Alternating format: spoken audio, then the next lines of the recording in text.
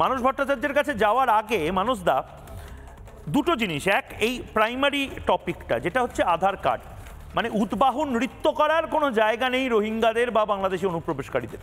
আধার card নিয়ে আজকে supreme court যেটা বলেছে সেটাতে আসলে চাপ বাড়লো অনুপ্রবেশকারীদের। দুই, সুকান্ত মজুমদার কিন্তু কিছুদিন আগেই তাদের দলীয় একটি সভা ছিল, এটা ওয়ান নেশন ওয়ান পোলের একটি সভা, সেখানে খুব সুন্দরভাবে কি করে এসআইআরটা হবে ইত্যাদি বলছিলেন।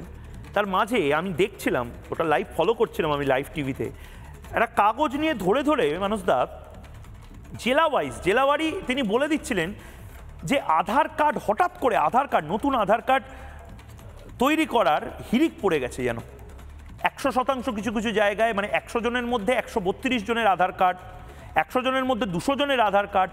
একটা মারাত্মক অ্যাবনর্মাল হিসেব যেন বিভিন্ন বাংলার জেলাগুলো থেকে পাওয়া যাচ্ছে। এটাও কিন্তু খতিয়ে দেখতে হবে এখন। আমি জানি না মমতা বন্দ্যোপাধ্যায় এগুলো দেখতে দেবেন কিনা, কিন্তু এটাও এবার দরকার যে আমাদের আসলে কতজনের কাছে আসল আধার কার্ড আছে আর কতজনের কাছে জালি আধার কার্ড আছে। সুকান্ত মজুমদার কি বলেছেন একবার শুনবো এবং তারপর মানুষদার কাছে যাবো। আমি আপনাদেরকে আধার স্যাচুরেশনের কথা বলছিলাম, কয়েকটি জেলা আপনাদের সামনে পড়ে দিই। সাউথ 24 পরগনা 123%, মানে 100 জন মানুষ যদি বাস করে 123খানা আধার কার্ড। মুর্শিদাবাদ 121, কুচবিহার 121, মালদা 119, বীরভূম 115, এরকম যতগুলো জেলা দেখতে পাচ্ছি আমরা সবার 100-র উপরে, জলপাইগুড়ি থেকে শুরু করে সব জায়গায়। এটা কোনো বিচ্ছিন্ন ঘটনা নয় বন্ধু।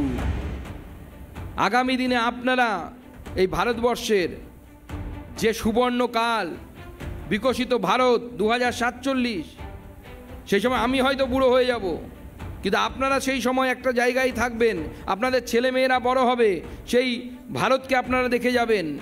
সেই ভারতকে যেন বিকশিত ভারত হতে না পারে তার একটা চক্রান্ত চলছে।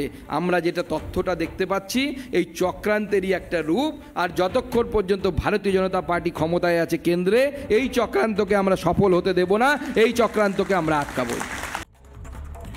মানস ভট্টাচার্য কি বলবেন?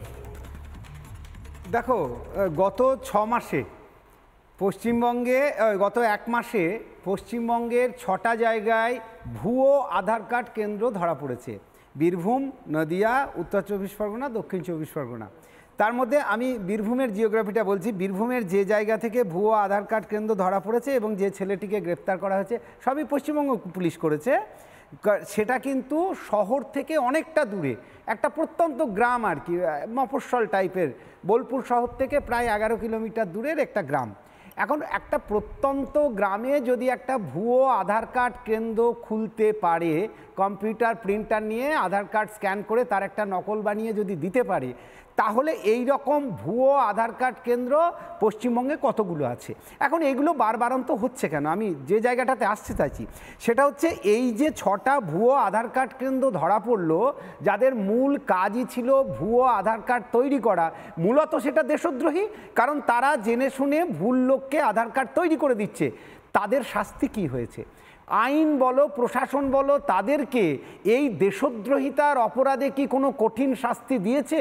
সেইটা যদি আমরা সামনে আনতে পারতাম যে পশ্চিমবঙ্গে ভুয়ো আধার কার্ড কেন্দ্র ধরা পড়লে বা ভুয়ো আধার কার্ড তৈরি করছে এইরকম কোনো মানুষ ধরা পড়লে তাকে কঠিন শাস্তির মুখোমুখি হতে হবে, সারা জীবন জেলে থাকতে হবে, 3 দিনে বন্ধ হয়ে যাবে। কোনো গ্রামের ছেলের সাহস নেই যে ভুয়ো আধার কার্ড কেন্দ্র খুলে ভুয়ো আধার কার্ড তৈরি করা, যদি সে জানে যে আমি যদি একবার ধরা পড়ি তাহলে আমাকে সারা জীবন জেলে থাকতে হবে। সে জানে যে আমি এই ভুয়ো আধার কার্ড কেন্দ্র খুলছি, সেটা জানবে, আমাকে ধরে নিয়ে যাবে, আমি আবার ছাড়া পাবো, আমি আবার এসে ভুয়ো আধার কার্ড তৈরি করব। সুতরাং এই ব্যাপারটা এত ইজি হয়ে গেছে, যেখানে প্রশাসন যতক্ষণ না চরম কঠোর পদক্ষেপ নিচ্ছে ততক্ষণ কিন্তু এই রকমের ভুয়ো আধার কার্ড তৈরি হতে থাকবে।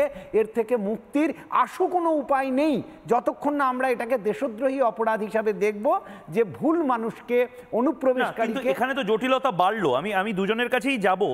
মানুষদা, এটা আপনি 30 সেকেন্ড দিন। জটিলতা তো বাড়লো, মানে আজকে কোনো রোহিঙ্গা যদি, এটা আপনার থেকেই আমি যুক্তিটা শোনার জন্য বলছি, কোনো আধার কার্ড দেখিয়ে বলে দিল যে আমি তো নাগরিক, আমার ভোটার লিস্টে নাম তোলো। না না, যখন এসআইআর করা হয়, আমি নিজে এসআইআর করেছি, তো মানে এক সময়ে আমি ভোটার ডিউটি করেছি আর কি চাকরির প্রথম জীবনে।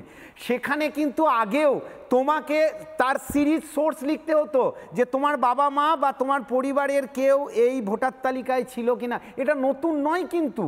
অর্থাৎ তুমি ভোটার হতে গেলে শুধু আধার কার্ড রেশন কার্ড নয়, তখনও আমাদেরকে, আমি 2002 সালে বলছি, তখন আমি এই ভোটার লিস্ট তৈরি করতাম চাকরি সূত্রে, তখনও আমাদেরকে যে নতুন ভোটার লিস্টে নাম তুলতে গেলে তার বাড়ির, তার শ্বশুরের, মানে বিশেষত নাম তোলা হতো বৌমাদের যারা বিয়ে হয়ে আসতো, তো তখন তাকে লিখতে হতো এই বাড়িতে যে এসছে তার শ্বশুর শাশুড়ির বা তার দাদুর মানে শ্বশুরের বাবা মা তাদের নাম আছে কিনা। সুতরাং নাথিং নিউ, এটা অহেতুক জল ঘোলা করা হচ্ছে যে এটা জোড়া হচ্ছে কেন, ওটা জোড়া হচ্ছে কেন। শুধুমাত্র একটা ডকুমেন্টসের ভিত্তিতে ভোটার লিস্টে নাম কখনো তোলা হয় না। তাকে দেখাতে হয় যে আমি এখানকার বাসিন্দা ছিলাম, আমার বাবার ভোটার নাম ছিল, আমার দাদুর ভোটার নাম ছিল, সেই সোর্সে আমি ভোটার হওয়ার অধিকারী। তারপরে সেটার একটা জায়গাতে একটা সেন্টার করে সেখানে বিচার হতো যে হ্যাঁ উনি যা যা বলেছেন সেগুলো ঠিক, তারপরে তার নাম ভোটার লিস্টে তোলা হতো। এটা 2002 সালে, মানে 23 বছর আগে এই পদ্ধতি ছিল। এখন নতুন 23 বছর পরে সেটার মডিফিকেশন হচ্ছে, আরও মডার্নাইজেশন হচ্ছে। সুতরাং এই নিয়ে যারা আপত্তি তুলছেন সেটা সম্পূর্ণভাবে রাজনৈতিক উদ্দেশ্য প্রণোদিত, এর পিছনে অন্য কোনো গল্প আছে। কিন্তু ভোটার লিস্টে নাম তোলার ক্ষেত্রে খুব বড় পরিবর্তন কিছু আসেনি। নানা ধরনের কন্টেন্ট দেখার জন্য লাইক করুন, শেয়ার করুন আমাদের ফেসবুক পেজ, সাবস্ক্রাইব করুন আমাদের ইউটিউব চ্যানেল। পাশাপাশি অন্যান্য ব্রেকিং নিউজের জন্য অবশ্যই চোখ রাখুন রিপাবলিক বাংলায়।